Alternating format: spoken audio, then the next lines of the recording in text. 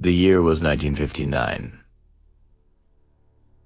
The Soviet Union was a land of stark contrasts, superpower racing for space, yet a nation where the wilderness remained as untamed and lethal as it was 1,000 years ago. In the city of Sverdlovsk, a group of 10 young, vibrant students from the Ural Polytechnical Institute prepared for an adventure that would prove their strength and loyalty to the Soviet spirit. These weren't amateurs. They were grade 2 hikers on their way to becoming grade 3 masters. Led by the charismatic Igor Dyatlov, the group consisted of 8 men and 2 women. They were the elite of Soviet youth, intelligent, athletic, and prepared for the brutal winters of the Ural Mountains.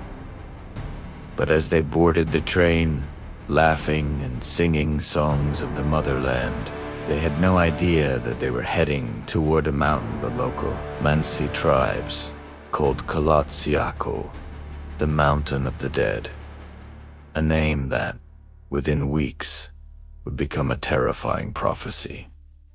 The expedition began with high spirits. We have their diaries, their photographs, and their smiles frozen in time. They traveled by train, 10 by truk, and finally, on skis into the deep, white silence of the wilderness. One member, Yuri Yudin, was forced to turn back early due to joint pain, a stroke of luck that would make him the sole survivor of the group. As he watched his 9 friends disappear into the blinding snow, he didn't know he was saying goodbye forever. The hikers pushed deeper into the taiga, documenting everything. Their photos showed them building fires, joking in the snow, and setting up camp. But the deeper they went, the more the weather turned against them. By February 1st, they reached the slopes of Kolotsiako. Instead of pushing to the valley where they would be protected from the wind, Dyatlov made a fateful decision. They would camp right there, on the exposed, frozen ribs of the mountain. Why? Some say he wanted to practice camping on slopes. Others suggest they were running from something already following them in the dark. As the sun set on February 1st, the temperature plummeted to -30 degrees. Inside the tent, the hikers were eating and preparing for sleep. We know they were relaxed. They'd even written a satirical newspaper to pass the time. But then, something happened. Something so sudden and so terrifying that it bypassed all human instinct for survival. Around midnight, the hikers did the unthinkable. They didn't use the tent's exit. Instead, they took their knives and slashed the heavy canvas from the inside. They didn't run out with their boots or their coats. They fled into the sub-zero blizzard in their socks, some even barefoot. Imagine the sheer, raw panic required to make a skilled hiker choose a certain death. By freezing over staying one more second inside that tent, they ran for nearly a mile down the slope toward a cedar tree at the edge of the woods. In total darkness, in a screaming gale, 9 people were running for their lives from an enemy we still cannot name. This is where the mystery stops being a tragedy and starts becoming a nightmare. By February 20th, when the hikers failed to send their expected telegram, the Soviet authorities launched a massive search operation. What the search parties found on Kolotsiako defied every rule of mountaineering. The tent was still there, half buried in snow, silent and inside, everything was in place: their shoes, their warm coats, their food, even their money. It made no sense. Why would 9 experienced people abandon their only hope of survival? The searchers followed the faint, frozen footprints down the slope. 8 or 9 sets of tracks, made by people wearing only socks or a single boot, led toward the forest. Under a massive ancient cedar tree, the first signs of the horror were found. The remains of a small fire were visible, and next to it, lay the frozen bodies of Yuri Doroshenko and Yuri Krivonashenko. They were dressed only in their underwear. Their hands were burned, and the bark of the cedar tree had been torn off up to 5 meters high, as if they were desperately trying to climb away from something on the ground. As the search continued, more bodies appeared in the snow between the cedar and the tent. Igor, Dyatlov, Zenida,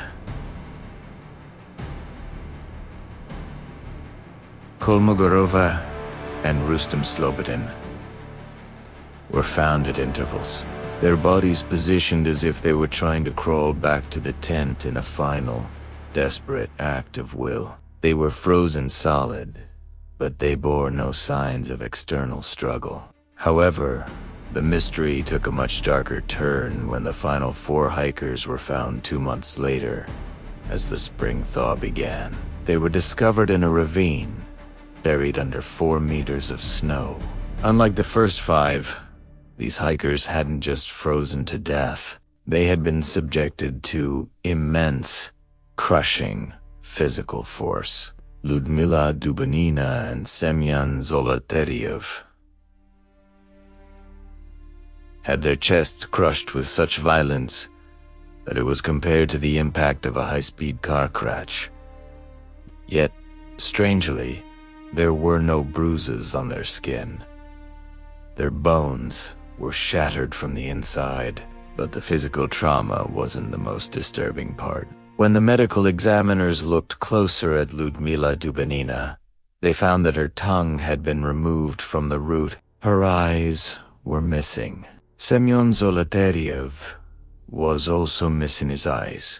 The official autopsy reports were chillingly vague, citing an unknown compelling force as the cause of death. But the anomalies didn't stop at the bodies. Some of the hikers' clothing was found to be highly radioactive. Other hikers in the area reported seeing strange, glowing orange orbs in the sky on the night of the incident. The Soviet government quickly cordoned off the area, seized the diaries, and classified the case files for decades. The compelling force had claimed 9 lives, and the Kremlin was determined to keep its identity a secret. What were they hiding? Was it a weapon? Was it an accident? Or was it something that wasn't supposed to exist in our world? For over 60 years, the world has tried to solve the Dyatlov Pass puzzle.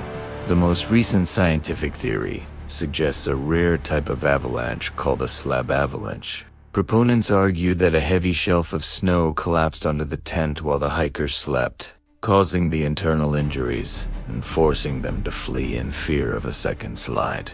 While this explains the broken ribs, it fails to explain why they didn't go back for their clothes once they realized no second avalanche was coming. It doesn't explain the missing tongue, the radioactivity, or the strange lights in the sky. And it certainly doesn't explain why the Soviet military was so heavily involved in a simple hiking accident. Documents recovered after the fall of the USSR suggest that the Ural Mountains were a testing ground for secret R-7 ballistic missiles.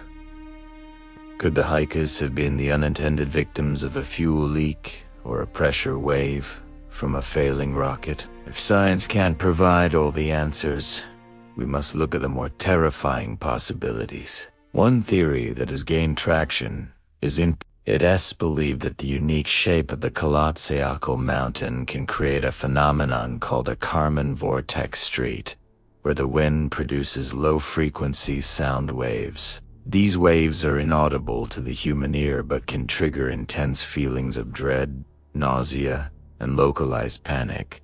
Did the mountain itself drive them mad? Then there are the legends of the Mansi people, who speak of the man, a forest giant similar to the Yeti.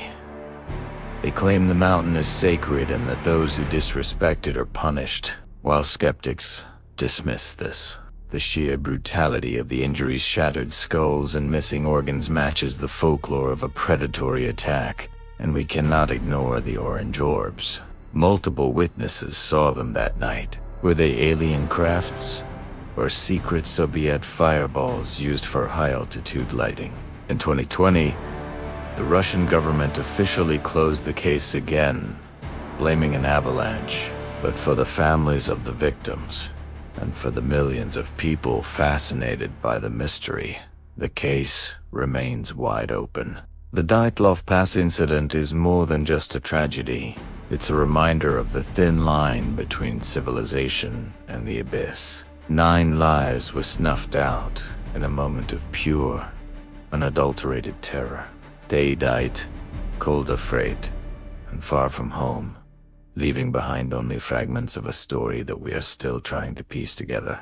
Perhaps the truth is a combination of all these things: a secret test, a natural disaster, and a moment of collective madness. Or perhaps some secrets are meant to stay buried under the eternal snow of the Urals. As we look at the last photo taken by the group, we see them looking into the distance, perhaps seeing the very thing that would end their lives. The mountain of the dead still keeps its secrets, and it likely always will.